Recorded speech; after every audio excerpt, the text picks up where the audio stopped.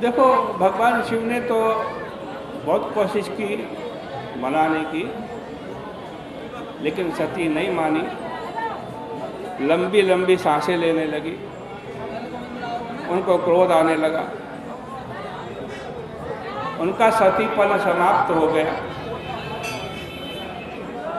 शंकर जी को छोड़ करके अपने मायके जाने के लिए प्रस्तुत हो गई। मायके की माया बड़ी विलक्षण होती है, वह जितना छूट जाए उतना ही अच्छा है। स्त्री का उतना ही कल्याण समझो। जितनी मायके की माया उसके मन से निकल जाए। लड़की जब ससुराल में जाती है, नए घर में पहुंचती है, तब वहाँ उसको थोड़ी नवीनता मिलती है, उसका मन नहीं लगता, ये स्वाभाविक है। परंतु माँ बाप को उसे अधिक प्रश्रय नहीं देना चाहिए। साफ साफ कह देना चाहिए कि बेटी, अब तुम्हारा घर यह नहीं वही है। अब न तो हमारी ओर देखना और न हमसे कोई आशा करना।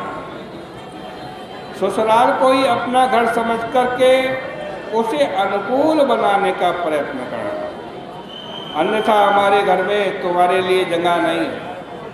इस प्रकार बेटी को समझा देना चाहिए, जिससे कि वह ससुराल में बिल्कुल जाकर के रम जाए और मायके की तरफ का आकर्षण बिल्कुल छूट जाए। लेकिन सती के मन में मायका का जो मोह था वो छूटा नहीं था, इसलिए शंकर जी के समझाने पर भी नहीं मानी और चल पड़ी। जब सती जी चली तो सेवकों ने सोचा हमारी मालिकिन अकेली जा रही है, इसलिए वे हजारों की संख्या में नंदी वृषेंद्र से कहेंगे हम, बैलों का स्वामी वृषेंद्र नंदी बाबा जो भगवान का सवारी है, उसको साथ लेकर के सती के पीछे पीछे चल पड़े। उन्होंने सती के जो साधन थे, जैसे तोता, मैना, कंदुक इत्यादि, वह सब ले ली।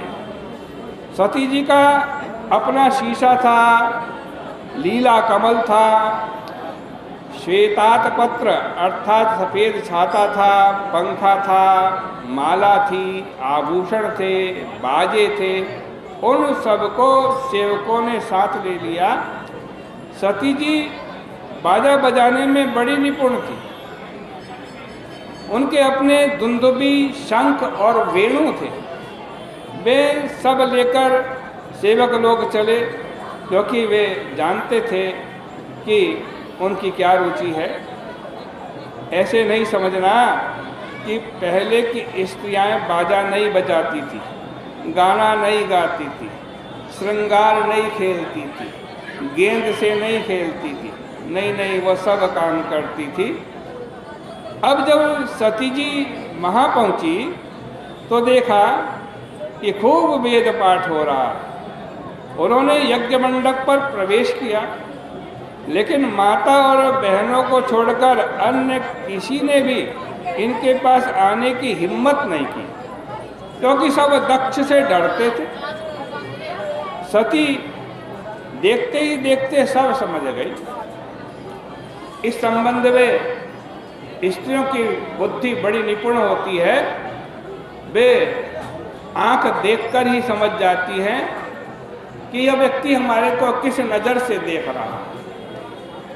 सती जी ने देखा कि यहाँ शिव जी की अवहेलना हो रही है। वे बहुत नाराज हुई। न तो किसी का सत्कार ग्रहण किया, न तो आसन स्वीकार किया। दक्ष तो उनका आदर ही नहीं कर रहा था। फिर जब सती ने देखा कि यज्ञ मंडप में किन किन देवताओं का यज्ञ भाग है, तो वहाँ शंकर जी का यज्ञ भाग नहीं था। अब तो शिव द्वेषी के प्रति सती को बड़ा क्रोध आया और वे सबको सुना सुना करके कहने लगी, निगृह्य देवो जगतो विशृण्वतः। उन्होंने बात धीरे धीरे नहीं की, जोर जोर से की, जिससे कि सारी दुनिया सुन ले और जान ले कि हमारा बाप कैसा है। देवी जी बोली कि मेरे पति शंकर जी महाराज से बढ़कर के कोई नहीं है, वे सबसे बड़े हैं, उनका ना कोई प्रिय है ना कोई अप्रिय है।